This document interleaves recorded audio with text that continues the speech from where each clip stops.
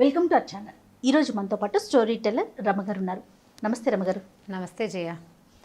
ఇప్పుడేమిటి ఒక కథ అడగటానికి రెడీగా ఉన్నావు నువ్వు? నేను నోరు విప్పకుండానే మీరే అంటే ప్రతిసారి నువ్వే అడుగుతావు కదా జయ. అదేమిటి ఇదేమిటి ఇప్పుడు నేను అడుగుతాను చెప్పు. లైఫ్లో మారాలా? మీ సీట్ మారద్దు, నీ సీట్లో నువ్వు ఉండు. నా సీట్ నాదే. ఓకే. జీవితానికి ఏం కావాలి? డబ్బులు కావాలా, సుఖం కావాలా? ఏది జీవితానికి అవసరమని భావిస్తారు జనరల్గా? నువ్వేం భావిస్తావు, అందరూ ఏం భావిస్తారని నీకు అనిపిస్తుంది? ప్రశాంతత కావాలేమో అనిపిస్తుందండి నాకైతే. అంటే ప్రశాంతత డబ్బులు రిలేటెడ్ ప్రశాంతత, లేకపోతే ఎంజాయ్మెంట్ అంటే మన హాయిగా ఉండటానికి ఉండే ప్రశాంతత, మనం ఎంజాయ్ చేయాలి కదా. అన్నీ మిక్స్ అవ్వాలి కదా రమగారు. డబ్బులతో కూడిన లేకుంటే ఎంజాయ్మెంట్తో కూడిన ఏదేమైనా అల్టిమేట్గా ప్రశాంతత, మనసు శాంతిగా. అమ్మయ్య బాగున్నావు. అంటే ఇప్పుడు ప్రశాంతత అనేది వ్యక్తుల మనసుకి సంబంధించింది. అది వాడికే అర్థమవుతుంది కానీ పక్కవాడికి అర్థం కాదు. పక్క వాళ్ళకి ఎట్లా అర్థమవుతుంది? మనం కూల్గా ఉంటాం, ఎలాంటి ఇబ్బందుల్లో అయినా కొంతమంది కూల్గా ఉంటారు. అది లోకానికి అర్థమయ్యేది కాదు. అంతే. నేను హాయిగా ప్రశాంతంగా ఉన్నానంటే ఇదేంటి వీడికి ఇన్ని కష్టాలు ఉన్నాయి అయినా ప్రశాంతత అంటున్నాడు అనిపిస్తుంది. మనస్తత్వాన్ని బట్టి ప్రశాంతత లేకపోవటం అంటే శాంతిగా ఉండటం ఉండకపోవటం అనేది మెంటాలిటీస్ మీద డిపెండ్ అయి ఉంటుంది. మీరు బయట వాళ్ళకి అర్థం కాదు అంటే ఒక విషయం గుర్తొచ్చింది. మాలాగా అంటే నాలాగా మేకప్ వేసుకునే మా ఆర్టిస్టులందరికీ కూడా ఇది ఒక చిన్న సమస్య రమ్మగారు. ప్రతి జీవితంలో ఎన్నో ఒడిదుడుకులు ఉంటాయి, కష్ట నష్టాలు ఉంటాయి, సంసారంలో ఎన్నో బాధలు ఉంటాయి. అయినా కూడా మేకప్ వేసుకునేసరికి బయట వాళ్ళకి ఏం కనిపించదు. అదే వీళ్ళకేంటి అదే అలాగే అనిపిస్తుంది అని అనిపిస్తుంది. అదే వీళ్ళు బాగున్నారని తోస్తుంది. అంటే దాన్ని మనసులో ఉన్న బాధ కనిపించదు. మెయిన్ కప్పేది మేకప్. అది కప్పేస్తుంది, మనకు కనపడదు. ఇప్పుడు మన దైనందిన జీవితంలో రోజువారీ మనం హాయిగా ఉన్నాము అనేది ఎదుటివాడికి అర్థమయ్యే విధానం కొంత ఉంటుంది. అది మన డబ్బులో కానీ మన ఎంజాయ్మెంట్లో కానీ తెలియాలి. అయితే డబ్బా ఎంజాయ్మెంటా, డబ్బా మనం హాయిగా ఉండటమా అనే దాని మీద మంచి మంచి కథలు ఉన్నాయి జయ మన దగ్గర. చాలా మంచి కథలు ఉన్నాయి. అసలు కథలు ఇలాంటి వాటి మీద ఉంటాయా అని ఆలోచిస్తున్నాను. ఉన్నాయి మంచి కథలు ఉన్నాయి. అయితే ఇప్పుడు మనకి బృహత్ కథల నుంచి ఒక మంచి కథ చెప్తాను. ఓకే. ఒక యశోవర్మ అని ఒక అతను ఉండేవాడు. ఈ యశోవర్మ ఏంటంటే వాళ్ళ నాన్న వాళ్ళు కాస్త ఆస్తిపాస్తి అన్నీ ఇచ్చారు. అయితే ఇతను కొద్దిగా ఫ్రెండ్స్ ఎక్కువ, స్నేహాలతోటి పెళ్లి చేసుకున్నాడు. కానీ అంటే పాతకాలపు కథల్లో ఏముంది, చిన్నప్పుడే పెళ్ళిళ్ళు అయిపోతాయి. ఇతనికి 14 ఏళ్ళు ఉండగానే వాళ్ళ నాన్న పెళ్లి చేశాడు చిన్న పిల్లని చూసి. పెళ్ళి అయింది. కానీ కొంతకాలం తర్వాత భార్య గర్భవతి అయింది. ఓ కొడుకో కూతురు పుట్టారు. పిల్లవాడు పోయాడు, తల్లి మరణించింది. ఇతను కొన్నాళ్ళు విరాగిగా మారతాడు. అంటే దాన్ని ఏమంటారు, శ్మశాన వైరాగ్యం, ప్రసూతి వైరాగ్యం అని మనుషులకు 2 వైరాగ్యాలు ఉంటాయి ప్రతి వాడికి చిన్నపిల్లల నుంచి పెద్దవాళ్ళ దాకా జయ. ఎప్పుడు శ్మశాన వైరాగ్యం విన్నాను, ఇంకొకటి ప్రసూతి వైరాగ్యం కూడా ఉంటుంది చెప్తాను. డెలివరీ శ్మశాన వైరాగ్యం అంటే ఇప్పుడు మనం ఎవరైనా పోయినప్పుడు మనకేమనిపిస్తుంది, జీవితం క్షణభంగురంగా తోస్తుంది. ఎంత బుద్భుతప్రాయం జీవితం, క్షణాల్లో వెళ్ళిపోతాను. పొద్దున బాగానే ఉన్నాడు, సడన్గా పోయాడు. మన జీవితం ఏమవుతుందోనని మనకి జీవితం మీద ఒక నిర్వేదం ఏర్పడుతుంది. అది ఎప్పటిదాకా చుట్టుపక్కల ఉన్నంత వరకు, లేదా దాన్ని మన అంటే ఇప్పుడు వాళ్ళు మన క్లోజ్ రిలేషన్స్ మన వాళ్ళేననుకో కొంత టైం తీసుకుంటుంది. మనం బయట నుంచి చూసేటప్పుడు ఆ అట్మాస్ఫియర్ నుంచి మారేదాకా మనకి ఆ ప్యాథస్, ఆ మరణపు తాలూకు వైరాగ్యం అలా ఉంటాయి. శ్మశాన వైరాగ్యం అంటారు. శ్మశానం వెళ్ళొచ్చినప్పుడు కూడా అలాగే అనిపిస్తుంది. ఎలా చూడు పొద్దుడు దాకా బాగున్న కట్టె ఎలా కాలిపోయింది, ఇంతే కదా, రేపు నేను ఇంతే, ఇంకేముంది జీవితం, ఈ పిచ్చెందుకు, ఈ భ్రమ ఎందుకు అని ఇలాంటి ఎన్ని వైరాగ్యపు మాటలు వస్తాయో. ఇంటికి వెళ్ళి కాళ్ళు చేతులు కడుక్కుని లేదా స్నానం చేసి భోజనం చేసి పడుకుని నిద్రపోయి తెల్లారు లేచేసరికి మళ్ళీ యథాప్రకారం పిల్ల మేక కొంపగోడు భార్యాభర్త ఈ గోలల్లోకే మళ్ళీ ప్రపంచంలోకి వెళ్ళిపోతాం. నిన్నటిది తెల్లవారేసరికి శ్మశాన వైరాగ్యం. పెద్దవాళ్ళు అంటారు కదా, మరుపు మానవ సహజం అంటారు. మరి ఇంకా రోజు గడిస్తే ఇంకేముంది కదా, తెల్లవారితే రెండే కదా, చాలా సహజంగా. నిన్నటి సాయంకాలం మనని బాధించిన శ్మశాన వైరాగ్యం తెల్లారేసరికి పోతుంది. ప్రసూతి వైరాగ్యం కూడా అంతే. ఈ డెలివరీ టైంలో మహాహింసపడే స్త్రీలు ఇంకెప్పుడు కనకూడదు అనుకుంటారు. వద్దు, ఈ జన్మ ఇక మళ్ళీ ఈ పని చేయకూడదు అనిపించేస్తుంది.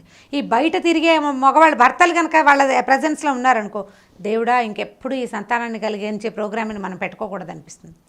పిల్లవాడు బయటకు వచ్చాక ముందు పడిన నెప్పంతా మర్చిపోతారు. వాళ్ళు మర్చిపోతారు, వీళ్ళు మర్చిపోతారు. దానికోసం పెట్టిన ఉరుకులు పరుగులు, ఇబ్బంది, బాధ అన్నీ కూడా చంటిబిడ్డ మొహం చూడంగానే ఈ ప్రసూతి వైరాగ్యం మొత్తం గంగలో కలుస్తుంది. మళ్ళీ స్టార్ట్. సంవత్సరం తిరిగేసరికి ఆవిడ మళ్ళీ హాస్పిటల్కి వెళ్ళిపోతుంది, ఈయన మళ్ళీ బయట తిరుగుతూ ఉంటాడు. ఇదివరకు అంటే పాత రోజుల్లో కథలు కదా. ఇప్పుడేముంది, 30 ఏళ్ళు వస్తే కానీ పిల్లలు గంటలేదు. ఓసారి వెళ్తే చాలే అనిపిస్తుంది. ప్రసూతి వైరాగ్యం లెంగ్దీగా ఉంటుంది అనమాట. మన ఈ యశోవర్మ కూడా ప్రసూతి వైరాగ్య శ్మశాన వైరాగ్యాలు 2 వచ్చినాయి. అయ్యో. దాంతో చాలా కాలం అతను డల్గా ఉండిపోయాడు. ఈ ఉండి ఏం చేశాడంటే ఫ్రెండ్స్ తోటి ఎంజాయ్ చేయటం మొదలుపెట్టాడు. చేయగా ఆస్తంతా కరిపి, అంటే ఏం లేదు, ఎక్కడో చోటుగా మర్చిపోవడానికి కోసం అని చేసే ప్రయత్నంలో భాగంగా ఆ ఊరు ఈ ఊరు, ఆ గుడి ఈ గుడి, 2-3 ఫ్రెండ్స్ని వేసుకుని తిరిగి ఏముంది, ఒకళ్ళు వెళ్తే 100 రూపాయలు ఖర్చు, ముగ్గురు వెళ్తే 300 కాదు 500-600 అవుతుంది కదా. ముగ్గురికి పెద్ద రూమ్ కావాలి, బోల్డన్ ఉంటాయి వ్యవహారాలు. ఈ ఒకటే అయితే ఏ పంచపరుచుకుని ఏ అరుగు మీదో పడుకుంటాడు. అలా జరగల.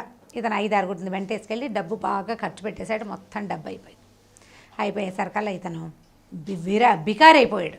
విరాగితో పాటు బికారి కూడా అయ్యాడు. అయ్యేసరికల్లా ఏమైంది, చుట్టుపక్కల జనం అంతా ఇదేమిట్రా నాయన ఇలా అయిపోయావు, వింధ్యవాసిని అమ్మవారి దేవాలయం వింధ్య పర్వత సానువుల్లో జరిగిందట. అమ్మవారు కొండ మీద ఉంటుంది, ప్రార్థించు, ఏదైనా మంచి ప్రార్థన చేసి ఈ దిక్కుమాల జీవితం నుంచి చేయి, అంటే మంచి దాంట్లోకి వెళ్ళాలి నువ్వు అని బాగా బోధించారు. బోధిస్తే ఇతను ఏం చేశాడు, అప్పుడు బుద్ధి తెచ్చుకున్నాడు కదా, ఆలోచించుకొని ఏం చేశాడు, బాగా 35 సంవత్సరాలు వచ్చాక వింధ్యవాసిని మాతని సేవించాడు. సేవిస్తే బాగా చాలా రోజుల పాటు రోజు ధ్యానానికి కూర్చునేవాడు. కొన్నాళ్ళ తర్వాత అమ్మవారు కరుణించింది అతన్ని. కరుణించి ఆ అశరీరవాణి వినపడింది, వత్స నీ శ్రమను ఫలించింది, నీకేం కావాలో కోరుకో అంటే అమ్మ ఏదైనా జీవితాన్ని ఇవ్వమన్నాడు. అయితే ఆవిడేమడిగిందంటే అర్థశ్రీ కావాలా భోగశ్రీ కావాలా అని అడిగింది.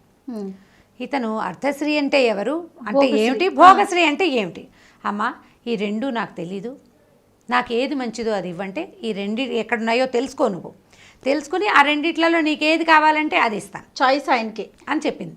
ఇప్పుడు ఈ అర్థశ్రీని భోగశ్రీని తెలుసుకోవాలంటే ఏం చేయాలి అంటే ఇప్పుడు ఆవిడ ఏం చెప్పిందంటే, నువ్వు కొండ దిగి వెళ్ళిపోతావు కదా, బాగా ఈ చెరువు పక్క నుంచి నడిచి వెళ్తే రామాపురం అని ఒక ఊరు వస్తుంది. రామాపురంలో మొదట పంతులు అని ఒకడు ఉంటాడు, వాళ్ళ ఇంటికి వెళ్ళు, ఒక రాత్రి 2 పూటలు అతనితో ఉంది. మరుసటి రోజు బాగా ముందుకెళ్తే శాస్త్రులు అని ఒక అతను ఉంటాడు, వాళ్ళ ఇంటికి వెళ్ళు. నేను పేర్లు మార్చాను, కథలో ఇలా ఉండదు, సరే శాస్త్రులు గారింటికి వెళ్ళమని చెప్పింది. సరే వెళ్తే నీకు అర్థమవుతుంది అంతనమాట. ఏం చేశాడు, సరే నేను అమ్మవారికి దండం పెట్టి, అమ్మ నువ్వు నన్ను కరుణించావు, నాకు ఏది కావాలో నేను మళ్ళీ వచ్చి నీకు చెప్తానని చెప్పి మెల్లిగా సాయంకాలం ఎదురికి కొండ దిగి వెళ్ళిపోయాడు. ఆ రామాపురం దారి పెట్టాడు. దారి పెట్టాక ఈ పంతులు గారింటికి వెళ్ళాడు. వెళ్ళేసరికల్లా బ్రహ్మాండమైన ఇల్లు, బోలెడంత సుఖ సంపదలు, వాకిట్లో పనివాళ్ళు, వెనకాల పనివాళ్ళు, నూతులు నీళ్లు, ఆఖరికి నూతుల నుంచి నీళ్లు తోడడానికి కూడా మనుషులు ఉన్నారు వాళ్ళ ఇంట్లో. ఎంతమంది ఉన్నారో, బోల్డ్ అంత డబ్బు అట్లా కురిసిపోతున్నట్టుగా కనపడుతోంది. పంతులు గారి వైభోగము అర్థశ్రీ వీళ్ళ దగ్గరే ఉంది. అర్థము అంటే డబ్బు అని అర్థం. సరే అక్కడి నుంచి ఈ అర్థశ్రీ ఉన్న ఇంట్లోకి ప్రవేశించాడు మన యశోవర్మ. ఆయనకి అయ్యా 2 రోజులు మీదే ఉండటానికి వచ్చానంటే నాకు ఆశ్రయం ఇవ్వండి అంటే ఉంచుకున్నాడు. సరే చీకటి పడింది, రాత్రి అవుతోంది కదా, సరే కాళ్ళు కడుక్కొని అయినా భోజనం చేద్దు కానన్నారు. భోజనం చేస్తాం కానంటే ఈయన సహపంక్తిని భోజనాన్ని కూర్చున్నారు. వీడికి ఏదో కూర పప్పు చారు అవి ఇవి రాత్రిపూట వడ్డించే పదార్థాలు వడ్డించారు. ఆ పంతులు గారి విస్తట్లో అంత నెయ్యి, ఆ మాత్రం ఉప్పుడు పిండి వడ్డించారు. ఉప్పుడు పిండి అంటే బియ్యపు రవ్వని పచనం చేస్తే, అంటే నీళ్ళు పోసి జీలకర్ర వేస్తారు, కొద్దిగా ఉప్పేసి దాంట్లో ఈ పిండి పోస్తారు. ఉప్మా లాంటిది, ఏమి గిరమాత ఏమి ఉండదు, కేవలం ఒక చుక్క నేతిలో ఇంత జీలకర్ర, తర్వాత ఏమో కరివేపాకు వేస్తారు వాసన రావడానికి, చిటికెడు ఇంగు వేసి నీళ్ళు పోసి రవ్వ పోసేస్తారు. సెమీ ఉప్మా. ఓకే, అంటే ఏ హంగులు లేని సాదా ఉప్మా, బియ్యపు రవ్వ ఉప్మా అనమాట. అంతే పిండి. ఈ పిండి గొంతు దిగదు, దానికి అనుపానంగా చక్కటి పచ్చడి, కాస్తంత నెయ్యి, బెల్లం ముక్క అలా ఉంటే బాగుంటుంది. చారు పోసుకున్నా కూడా బాగుంటుంది. ఈయన దగ్గర ఏమీ లేవు, ఇంత నెయ్యి వేసారు, అంత ముద్ద. ఆయన చస్తూ బతుకుతూ దేవుడా రాముడా అని ఎలాగోలాగా తిన్నాడు. అది తినలేకపోతున్నాడు. మంచినీళ్ళు పోసుకుని ఎట్లాగో మింగాడు. అయ్యో ఇదేమిటయ్యా, నాకు కూర పప్పు వేశారు, మీరు ఇలా తింటున్నారంటే ఇదే అరగటం కష్టం రా నాయన, నాకు ఇది కూడా నాకు అరగదన్నాడు. సరే ఇద్దరు పడుకున్నారు. ఈయన ఈ పంతులు గారికి ఏంటంటే ఆయన అతిథి దేవోభవ అనే దాన్ని బాగా పాటిస్తాడనమాట. వచ్చిన అతిథులతో, ఆయన పెద్దవాడు 50 ఏళ్ళు ఉంటాయి, అతిథికి భోజనం పెట్టిన తర్వాత తన పక్కనే మంచం వేయించాడు. ఇద్దరు కలిసి పడుకున్నారు. పడుకుంటే ఈ యశోవర్మకి ఒక పెద్ద బ్రహ్మాండంగా కల వచ్చింది. ఏమొచ్చిందంటే ఆ కల్లో ఈ పక్కనే భోజనం చేసి పడుకున్నాడే పంతులు గారిని 4 యమకింకరులు లాంటి వాళ్ళు దుడ్డు కర్రలు పుచ్చుకుని చిత కొట్టేస్తున్నారు కల్లో. చితకొట్టి బాగా తెగ తిన్నావు, అదంతా ఎక్కడికి వెళ్తుంది, తీ బయటికని కొడుతున్నారు. ఆ కొడుతూ వాళ్ళల్లో ఒకడు ఆయన గొంతులోంచి చేయి పెట్టి అతను తిన్న ఆహారాన్ని తీసి బయటపడేస్తున్నట్టుగా కల వచ్చింది. పీడకల, ఒక వికృతమైన కళ కదా. తను అడిలిపోయాడు. కళ్ళు తెరిచి చూసేసరికల్లా ఈ పక్కనున్న పంతులు గారు హిషో అని నీరసంగా మంచం మీద కూర్చుంటున్నాడు. అయ్యగారు ఎక్కడికి వెళ్ళారండి అని అడిగాడు. అడిగితే వాంతి అయిపోయింది నాయన, కడుపులో ఈమడ్లా రాత్రి తిన్నది అన్నాడు. ఆయన తిన్నదేమిటి? ఇంత పిండి, ఇంత నెయ్యి, అందులో ఉప్పు లేదు, కారం లేదు, ఓ మసాలా లేదు. ఏ పదార్థం ఈయనకి ఈమడక ఆయన వాంతి చేసుకున్నాడో వీడికి అర్థం కాలేదు. అప్పుడు తెల్లవారాక ఆయనకి ఏమనిపిస్తుంటే బ్రహ్మాండమైన ఇల్లు, బోల్డు డబ్బు, వంటలు చేసి పెట్టడానికి 3-4 కుటుంబాల వాళ్ళు ఉన్నారు ఆ ఇంట్లో. పక్కన వంట వాళ్ళకి, పని వాళ్ళకి అన్ని ఇళ్ళు చిన్నవి. వంట వాళ్ళు ఉన్నారు. పెద్ద గాథ నిండా ధాన్యపు రాసుంది, మినపప్పు, పెసరపప్పు అన్నీ ఎండలో పోసి కనపడుతున్నాయి. ఎన్ని వస్తువులు! ఆ ఇంట్లో పిచ్చుకలున్నాయి, రామచిలుకలున్నాయి, కుక్కలు, పిల్లులు, బయట అసలు ఆవులు, గేదెలు ఎన్నున్నాయో అవన్నీ ఉండి వీడు గుప్పెడు పిండి కూడా, అంటే అన్నం తింటే అరగదని పిండి తింటే అది కూడా అరగని దుస్థితి వీడిది. ఈ అర్థశ్రీ ఎందుకు? తినడానికి పనికిరానిది, శుద్ధ వేస్ట్ కదా. సరే వీడికి ఇది లాభం లేదు, ఆయన్ని చూద్దాం, ఆయన సంగతి ఏమిటో చూద్దామని ఈయన్ని వదిలిపెట్టి, అయ్యా వెళ్ళొస్తానండి, ఆరోగ్యం అది జాగ్రత్తగా చూసుకోండి అంటే, ఏం ఆరోగ్యాన్ని ఆయన 20 ఏళ్ళుగా నా పరిస్థితి ఇదేనన్నాడు. అంతకుముందు ఆయన బతికేముంది? 20 ఏళ్ళ నుంచి ఇదే పరిస్థితి. మీకు డబ్బులు ఎప్పుడు కలిసి వచ్చాయండి అంటే 20 ఏళ్ల నాడే డబ్బు కలిసి వచ్చింది. 20 ఏళ్ల నుంచి ఇదే పరిస్థితి, ఇంతే తింటాడు. అది కూడా తెల్లారేసరికి పొట్టలో ఇమడదు. ఆయన అనారోగ్యంగా దేవుడా రాముడా అని ఉంటాడు. ఎంత డబ్బు వచ్చి పడిపోతుంది డబ్బు, ఏ ప్రయోజనము లేదు. ఆహారానికే పనికిరాని డబ్బు ఎందుకు, వేస్ట్ కదా. సరే ఇక్కడి నుంచి వెళ్ళాడు. బాగా నడిచి సాయంకాలానికి మన శాస్త్రులు గారి ఇల్లు చేరాడు. ఇది పర్వాలేదు, ఒక మాదిరి ఇల్లు, కళ్ళగా చక్కగా బాగుంది. ఓ 2 ఆవులు 2 దూడలు కట్టేస్తున్నాయి. ధాన్యపు గాదెలు వాళ్ళ ఇంట్లో చూసినట్టుగా అంతంత లేవు, కానీ ఒక మాదిరి ధాన్యపు గాదె. తర్వాత ఏమో కాస్త నీళ్లు తోడుకోవడానికి ఓ బావి, ఒకళ్ళు 2 పనివాళ్ళు ఉన్నారు కాస్త సాయం చేయడానికి. ఆ రోజుల్లో ఉండేవాళ్ళు కొద్దిగా మోతుబరి అంటే ఓ 2 పనివాళ్ళు ఉండేవాళ్ళు. ఓ 2 కుటుంబాల వాళ్ళు ఈ పెద్ద కుటుంబం మీద ఆధారపడి బతికేవాళ్ళు అనమాట. సరే వెళ్ళాడు ఆ పంతులు గారు శాస్త్రులు గారి ఇంట్లోకి. నమస్కారం అండి, నేను ఏదో ఫలానా ఊరి నుంచి వచ్చాను, ఈ పూట ఆతిథ్యం ఇస్తారని వచ్చానంటే రమ్మన్నాడు ఆయన. రమ్మన్నాక సరే కాసేపు ఏదో పిచ్చాపాటి మాట్లాడుకున్నారు. బయట నుంచి ఎవరో ఓ బుట్టలో మామిడి పళ్ళు పట్టుకొచ్చి ఇచ్చారు. ఎవరో తెచ్చిచ్చారు మామిడి పళ్ళు. ఊళ్ళల్లో అలా జరుగుతుంటాయి కదా. చక్కగా ఈయన కేకేశాడు, ఓ మామిడి పళ్ళు ఎవరో తెచ్చిచ్చారు చూడు అంటే, ఆవిడ చక్కగా చెక్కులు అవి తీసి ముక్కలు తరిగి పెట్టి పళ్ళెంలో పెట్టి ఇద్దరి మధ్య పెట్టింది. చెరువు అన్నీ మామిడి పళ్ళు తిన్నారు. మీకు తోట ఉందండి అని అడిగాడు ఇతను. తోట దుడ్డే మనకేముంది బాబు, ఏమీ లేదు, ఎవరో స్నేహితులు పంపించారు. తోటలు దొడ్లు ఉంటేనే వస్తాయి ఆ మామిడి పళ్ళు, ఎవరైనా స్నేహితులు ఇచ్చినా వస్తాయి కదా. మామిడి పళ్ళు తిన్నారు. అక్కడి నుంచి ఇంకొక అరగంట గడిచింది. భోజనం ఏదో వంట నడుస్తోంది లోపల. ఒక 5-6 మనుషులు గబగబా వచ్చారు ఆ ఇంట్లోకి.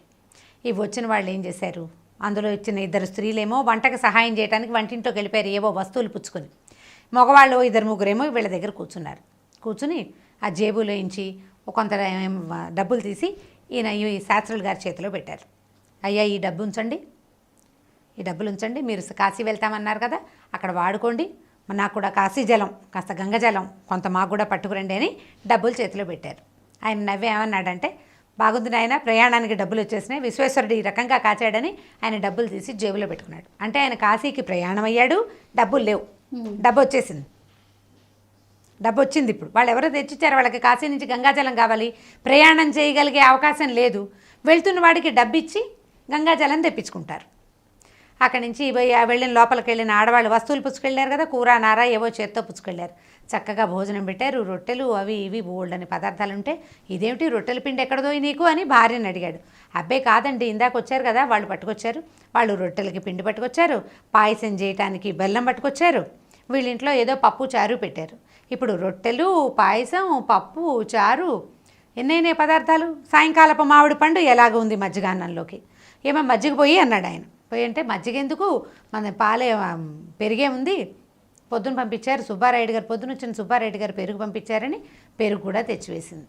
ఈయన దగ్గర వాకిట్లో ఉన్నవి 2 ఆవులు, దూడలకే సరిపోయే పాలు, గేదెలు లేవు. ఆయన ఆ పెరుగన్నం తింటూ, గేదె పరుగు మహా రుచో ఏమైనా జబ్బు చేస్తుంది కానీ రుచి బాగుంటుందని చెప్పాడు. అంటే గేదె పెరుగు వీళ్ళింట్లో లేదు, బయట నుంచి వచ్చింది. సరే భోజనాలు అయినాయి, చేతులు కడుక్కున్నారు, ఓ పక్కన పడుకున్నారు. ఈయన కూడా ఓ చాపేశారు. ఆయన చాపని పడుకున్నాడు, ఈయన చాపేసుకుని పడుకున్నాడు. పడుకున్న తర్వాత కాస్త ఆ కబుర్లకి చెప్పుకున్నారు. మీ దగ్గర మీకేం ఆస్తుంది ఏముందంటే, ఏమీ లేదు నాయన, ఈ ఇల్లేను, ఈ ఇల్లే, ఒక కొద్దిగా పొలం ఏదో ఉంది, ఏదో సంవత్సరం తిరిగేసరికి డబ్బులు వస్తుంది. మరి మీరు ఎలా చేస్తారండి, మీకు డబ్బు ఎక్కడి నుంచి వస్తుంది, మీరు సంసారం ఎలా నడుపుతారంటే, ఏమో భగవంతుడు నడుపుతున్నాడు, జరిగిపోతుంది భోగం, నేనేం పెద్దగా ప్రయత్నం చేయను, ఏదో మంచి మాట్లాడతాను అంతే, మంచి పని చేస్తాను, ఏదో గుళ్ళోకి వెళ్తాను, ఏదో పురాణం చెప్తాను, అంతే నాయన. భోగం ఈ రకంగా భగవంతుడే నడిపిస్తాడు. నేను పెరుగు లేకుండా అన్నం తింటలేదు. ఎండాకాలం అంతా మామిడి పళ్ళు మల్లెపూలు వస్తూనే ఉంటాయి. మాకు మల్లె చెట్టు లేదు, మామిడి చెట్టు లేదు.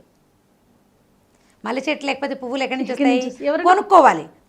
కొనుక్కోవడానికి డబ్బులేవి లేవు. మామిడి పళ్ళకి డబ్బులు లేవు. మామిడి పళ్ళు బయట నుంచే వస్తున్నాయి, మల్లెపూలు బయట నుంచే వస్తున్నాయి. అనుభవించే యోగ్యత ఉంటే ఆ రకంగా వచ్చేస్తుంది. తెల్లవారాక ఆయనకి దండం పెట్టేసి మన ఈ శర్మ గారు, ఈయన మన సూర్యవర్మ అక్కడి నుంచి బయలుదేరి వెళ్ళిపోయాడు. వెళ్ళి అమ్మవారి కొండకి వెళ్ళాడు. మళ్ళీ అమ్మ, నాకు అర్ధశ్రీ వద్దు, భోగశ్రీనే ఇవ్వు. ఏదైనా ఒక వస్తువు దాన్ని అనుభవించే యోగ్యత ఉండాలి తప్ప కొనుక్కుని సొంతం చేసుకోక్కర్లేదు. మనం దాన్ని సొంతం చేసుకోలేకపోయినా 100 మామిడి చెట్ల తోట ఉన్న పంతులు గారి పరిస్థితి ఏమిటి? మామిడి పండు తినలేడు, ఆయన అరుగుదలకు రాదు. ఏ చెట్టు లేని శాస్త్రికి చక్కగా దొరికేస్తుంది ఆహారం. నాకు అట్లా ఆహారం పుట్టే వరం ఇవ్వమ్మా, ఎక్కడి నుంచి అయినా సరే. ఇప్పుడు హాయిగా ఉన్నారు, సాయంకాలం అయ్యేసరికి ప్రయత్నం చేయకుండానే వాడికి కావాల్సిన వస్తువు ఇంటికి వచ్చేస్తుంది. ఆయన చేసే ప్రయత్నం ఏంటి? మానవ ప్రయత్నం, తనేం చేయాలో అదే చేస్తున్నాడు. వీటి కోసం ప్రయత్నం చేయటల్లా భగవంతుడు ఏం చెప్పాడు? ఈ బ్రాహ్మణ పుట్టకు ఊళ్ళోకి వెళ్ళు, పురాణం చెప్పు అని చెప్పాడు. మంచి మాట చెప్పమన్నాడు. ఆయన పైన ఆయన చేసుకుంటున్నాడు.